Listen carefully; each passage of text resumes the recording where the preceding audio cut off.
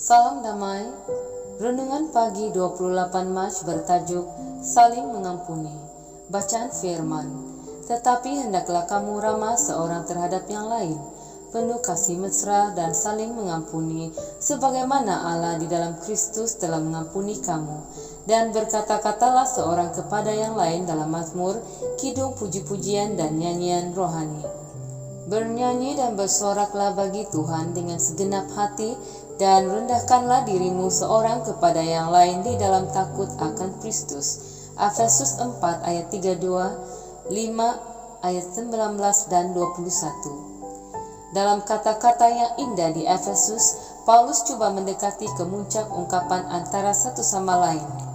Dia menghubungkan kenyataan antara satu sama lain itu bersama dengan satu pandangan tinggi akan apa hati manusia yang benar-benar bertaubat berupaya laku di bawah pimpinan dan kuasa Roh Kudus.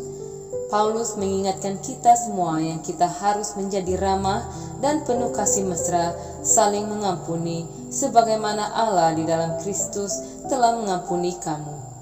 Ayat ini jelas menunjukkan sikap kita terhadap satu sama lain harus kukuh berdasarkan bagaimana Tuhan dalam Kristus telah memperlakukan kita. Seperti Yohanes, Rasul yang dikasihi itu sendiri telah berkata, kita mengasihi karena Allah lebih dahulu mengasihi kita. Kasih, keramahan, dan kasih mesra serta pengampunan bukanlah sebahagian daripada sifat semula jadi manusia. Kita dilahirkan sebagai orang berdosa. Kita dilahirkan untuk bertengkar, membantah, dan tidak bersetuju. Hanya apabila Roh Kudus mencipta hati yang baharu dan roh yang baharu dalam diri kita, dan apabila kita mengalami pertobatan, barulah kita mampu mengasihi antara satu sama lain. Semua penurutan sejati yang datang daripada hati dan daripada Tuhan menghasilkan kesetiaan kepada kedua-dua hukum surat dan roh.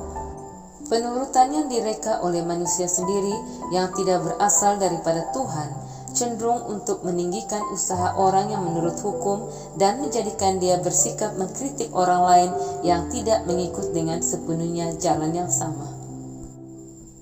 Paulus meneruskan dengan berkata dalam Efesus, daripada bertengkar antara satu sama lain, kita harus bercakap dan menyanyikan lagu-lagu rohani.